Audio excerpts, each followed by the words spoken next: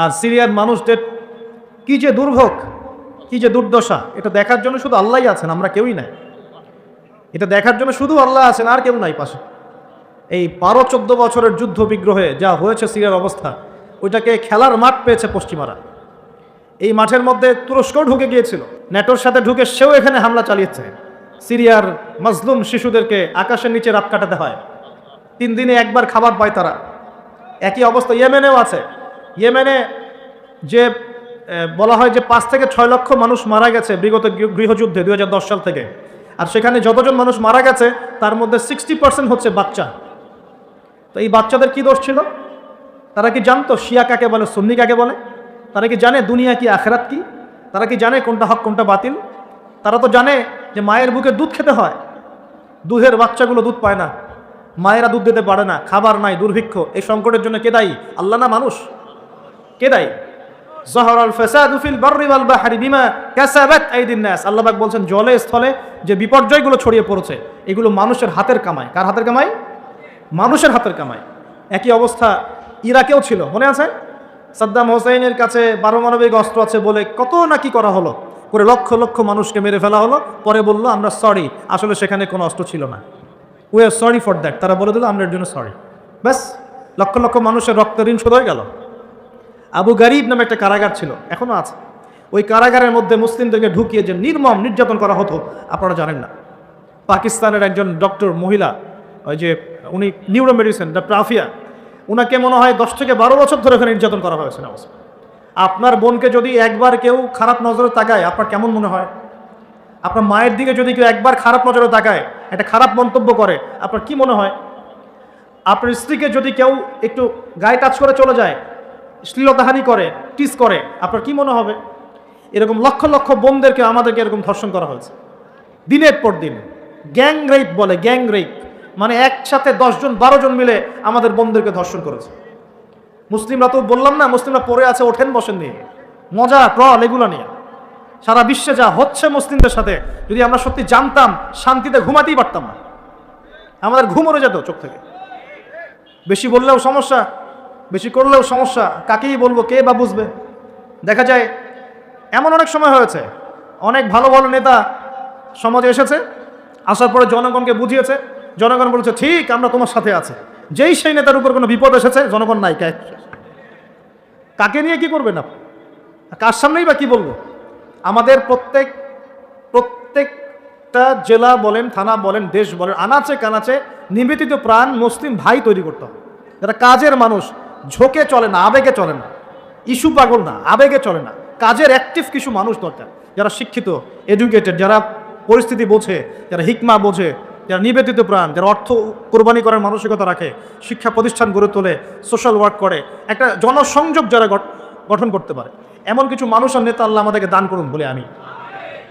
এভাবে একদিনের মাহফিল বলেন আর ওই ইস্যু পাগল কোনো ইস্যু নিয়ে লাফালাফি করে উম্মার বিজয় হবে না। আমাদের সবাইকে যার যার জায়গা থেকে কনস্ট্রাকটিভ কাজ করতে হবে, সবাইকে এফোর্ট দিতে হবে। শুধু একজন দায়ীর দায়িত্ব না, একজন আলেমের দায়িত্ব না, আপনারও দায়িত্ব আছে। তো আপনার দায়িত্বটা আপনি ঠিকমতো পালন করেন না কেন? নামাজ আপনার দায়িত্ব, কোরআন তেলাওয়াত করা শেখা আপনার দায়িত্ব, দ্বীনের জ্ঞান শেখা আপনার দায়িত্ব, জ্ঞান প্রচার করা আপনার দায়িত্ব, আদর্শ পরিবারটা গড়া আপনার দায়িত্ব, হালাল খাওয়া আপনার দায়িত্ব, উম্মাকে নিয়ে ফিকির করা তো আপনার দায়িত্ব। উম্মা কি শুধু আমার, আপনার নয়? উম্মা কি শুধু আলেমদের, আপনাদের নয়? তাহলে আমরা কি সবাই শুধু কয়েকজন মানুষের ঘাড়ে দায়িত্ব চাপিয়ে দিয়ে চলে যাব? এই সমস্যা হচ্ছে আমাদের সমাজে। বিশ্বাস করেন, যদি সবাই একসাথে ঐক্যবদ্ধভাবে ঈমান ধরে রাখতে পারতাম, কোনোদিনও কোনো জালেমের সামনে আমাদেরকে মাথা নত করতে হতো না। আমাদের মধ্যে ঐক্য নাই, তো বাস্তবতা হচ্ছে এটা, আমাদের মধ্যে কোনো ঐক্য নাই। যেটা আছে সেটা প্রয়োজনের তুলনায় নিতান্তই অল্প। এক ভাইকে মারলে আরেক ভাই মিষ্টি বিতরণ করে, একজনের উপর জুলুম আসলে আরেকজন খুশি হয়, মিলাদ দেন। একজনকে সামান্য একটা ইস্যু থাকার না থাক, ইস্যু থাকলে তো কথাই নাই, না থাকলেও জোর করে টেনে বের করবে, করার পরে সারা দেশে একদম মান সম্মান হানি না করলে ঘুম হয় না। এই হলো অবস্থা আমাদের। তো এরা কি মনে করছে যে বিপদ আপদ শুধু এক শ্রেণীর মানুষের উপরেই আসবে? জি না। যখন আল্লাহ পাকের আযাব আসে, দেখলেন না, আল্লাহর যখন আযাব আসে তখন ভালো খারাপ কারো উপর কাউকে আল্লাহ পাক ছাড়বে না, সবগুলোকে ধ্বংস করবে ইনশাআল্লাহ। আল্লাহ পাক সূরা কোরআনেও বলেছেন ওয়াত্তাকু ফিতনাতান লা তুসিবান্নাল্লাযীনা যালামু মিনকুম খাসসা, তোমরা সেই ফিতনাকে ভয় করো, আল্লাহর সেই পরীক্ষাকে ভয় করো যা শুধু জালেমদের উপর খাস করে আসবে না, সবার উপরে আসবে। যদি আসমানি গজব, জমিনের বালা আসে, শুধুমাত্র খারাপ ব্যক্তিদেরকে দেখে আসবে না, বরং সবার উপরেই চলে আসবে। আল্লাহ পাক আমাদেরকে বোঝার তৌফিক দান করুন। নবী সাল্লাল্লাহু আলাইহি ওয়াসাল্লাম একদিন ঘুম থেকে উঠে বলছেন, লা ইলাহা ইল্লাল্লাহ, লা ইলাহা ইল্লাল্লাহ, ওয়াইলুল লিল আরব মিন শাররি ক্বাদ ইখতারাব। তখন যায়েনাব বিনতে জাহাশ রাদিয়াল্লাহু আনহা বলছেন, ইয়া রাসূলুল্লাহ, আনুহলিকু ওয়া ফিনা সালিহুন, আমাদের মধ্যে সৎ মানুষ থাকা সত্ত্বেও কি আমরা ধ্বংস হয়ে যাব? তখন নবীজি বলছেন, নাম, অবশ্যই ধ্বংস হবে। ইযা কাসরাতুল খাবাস, যখন অশ্লীলতা ছড়িয়ে পড়বে তখন আলেম জালেম সব ধ্বংস হয়ে যাবে। আল্লাহ পাক আমাদের সবাইকে হেফাজত করুন বলি আমিন। সামাজিক প্রতিরোধ গড়ে তোলেন, অন্যায়ের বিরুদ্ধে প্রতিবাদ করা শিখেন, সৎ কাজে আদেশ করেন, অন্যায় কাজে নিষেধ করেন, নিজের ব্যক্তিত্ব বজায় রাখেন, ইসলামকে হাসি ঠাট্টার পাত্র বানাবেন না, যার যার দায়িত্ব তার তার জায়গা থেকে পালন করেন। আপোষের মধ্যে অনেক রকম মতভেদ থাকতে পারে, সমস্ত মতভেদ ভুলেও আমরা এক জাতি ইনশাআল্লাহ।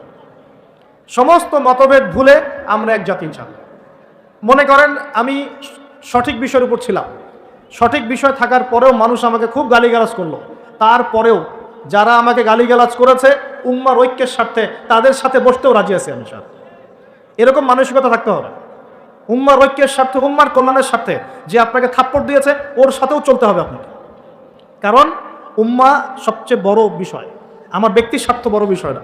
কখনো কখনো বৃহত্তর স্বার্থে ক্ষুদ্রতর স্বার্থ বিসর্জন দিতে হয়। প্রিয় ভাইরা, এটা দাজ্জালীয় একটা সভ্যতার যুগ চলছে এখন, এই ফিতনাগুলো সব ঘরে ঘরে। এখন এখান থেকে যুবক ভাইদেরকে একটু বোঝাই প্লিজ, আমার দিকে দেখেন।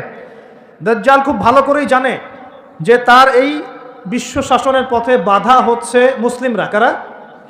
আর সে খুব ভালো করেই জানে মুসলিমদের মধ্যে সবচেয়ে বেশি বাধা হচ্ছে যুব সমাজ। যদি যুব সমাজ আল্লাহর ঈমান এবং রাসূল সাল্লাল্লাহু আলাইহি ওয়াসাল্লামের আমল এই দুটোকে নিয়ে যদি তারা পথ চলতে পারে, তাহলে তাদেরকে প্রতিহত করা এত সহজ নয়। এটা কিন্তু দাজ্জাল খুব ভালো করেই জানে, ঠিক এই, এবং তার অনুসারীরাও খুব ভালো করে জানে। এই কারণেই যুবকদেরকে আল্লাহর রাস্তা থেকে সরিয়ে ফেলার জন্যে দাজ্জাল এবং তার অনুসারীরা কিছু ফাঁদ দিয়েছে আপনাকে, ট্র্যাপ।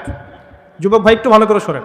প্রথম ট্র্যাপটা আপনাকে দিয়েছে, আপনাকে দুনিয়াতে আসার যে জীবনের লক্ষ্য উদ্দেশ্য, আল্লাহর ইবাদত করা, আল্লাহর দিন প্রতিষ্ঠা করা, জান্নাতে যাওয়া, এখান থেকে সরিয়ে দিয়ে দুনিয়ার প্রতি মহব্বত দিয়ে দিয়েছে আপনার ভিতর।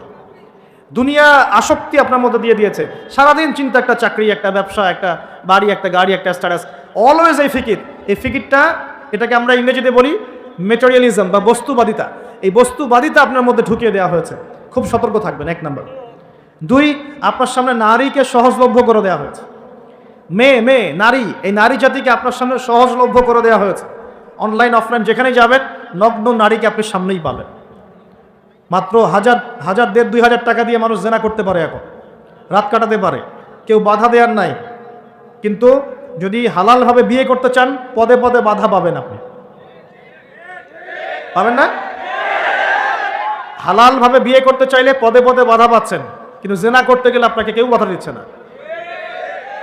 একটা ছেলে চাইলেই হোটেলে রাত কাটাতে পারে এখন। আর এখন ফ্রি মিক্সিংয়ের যুগ, ছেলে মেয়ের অবাধ মেলামেশা। বিয়ের আগেই দেখা যায় ছেলেরা মেয়েদের স্বাদ ভোগ করে, মেয়েরা ছেলেদের স্বাদ ভোগ করে, এবং এই পরিসংখ্যান দিন দিন বাড়ছে বাংলার মাটিতে, বাড়ছে না? এটা আপনাকে আল্লাহর পথ থেকে সরিয়ে দেওয়ার জন্য মহিলাদেরকে অস্ত্র হিসেবে ইউজ করা হচ্ছে। খুব খেয়াল রাখবেন, আল্লাহ পাক বোঝার তৌফিক দান করুন। 3 নম্বর, আপনার সামনে দারিদ্রতা, বেকারত্বের একটা হতাশা দিয়ে দেওয়া হয়েছে। দারিদ্রতা, আমার চাকরি হচ্ছে না, ক্যারিয়ার কি করবো, হ্যাঁ বেকার হয়ে থাকলাম, এইসব হতাশা আপনার মধ্যে ঢুকিয়ে দেওয়া হয়েছে। কোনো ক্ষেত্রে পরিবারগুলোও আপনাকে হতাশ করে ফেলছে। এত টাকা পয়সা খরচ করলাম, টাকা পয়সা দিয়ে পড়ালাম, হ্যাঁ ডিগ্রি সার্টিফিকেট অর্জন করলি, এখনও চাকরি করতে পারিস না, হ্যাঁ কবে বড় হবে, নিজের পায়ে দাঁড়াবি। এই যে মানসিক চাপ, এগুলোতে কিন্তু যুব সমাজ আস্তে আস্তে আল্লাহর পথ থেকে সরে যায়, এবং এরপরে গিয়ে তারা মাদকের কাছে যায়। হতাশা, গার্লফ্রেন্ডের সাথে খারাপ সম্পর্ক, ফ্রি মিক্সিং অ্যাফেয়ার, জেনা, হ্যাঁ মিউজিক, তারপরে পর্নোগ্রাফি, এগুলোতে আসক্ত হয়ে এক পর্যায়ে গিয়ে মাদকের কাছে শান্তি খোঁজে। আর মাদক যখন আপনাকে পেয়ে বসবে, আপনি আপনার জীবনের লক্ষ্য থেকে হারিয়ে যান, এবং দাজ্জাল এবং তার অনুসারী বিজয়ী হয়ে গেল, আমরা হেরে গেলাম। এরকম ধাপে ধাপে আপনার সামনে অনেকগুলো ট্র্যাপ দিয়ে দেওয়া হয়েছে। বেকারত্বের ট্র্যাপ, হতাশা, নারী, জীবনের লক্ষ্য থেকে সরিয়ে দেওয়া, এবং সবচেয়ে বড় কথা এখন চলছে ফ্রি মিক্সিং আর পর্নোগ্রাফি। এগুলো দিয়ে আপনার ভিতরে নূর, ইমানের নূর আর তেজটাকে তারা নষ্ট করে দিয়েছে। এখন এটাকে রিগেইন করতে হলে কি করতে হবে প্রিয় ভাই? প্রথম কাজ হচ্ছে দুনিয়াকে তুচ্ছ মনে করার মানসিকতা তৈরি করতে হবে। দুনিয়া ক্ষণস্থায়ী, তুচ্ছ। আমি এখানে থাকতে আসি নাই চিরদিন, এখানে আমার কিছু দায়িত্ব আছে। ওয়ামা খালাকতুল জিন্না ওয়াল ইনসা ইল্লা লিয়াবুদুন, এটা আমার দায়িত্ব। আর একটা দায়িত্ব হচ্ছে হুয়াল্লাযী আরসালা রাসূলাহু বিল হুদা ওয়া দীনিল হক লিইয়ুযহিরাহু আলা দ্বীনি কুল্লি, এটা আমার দায়িত্ব। আমার দায়িত্ব আল্লাহর ইবাদত করা, আল্লাহর জমিনে আল্লাহর দ্বীনটাকে প্রতিষ্ঠা করা। এই দায়িত্ব পালন করতে গেলে আমাকে প্রথমে জ্ঞান অর্জন করতে হবে।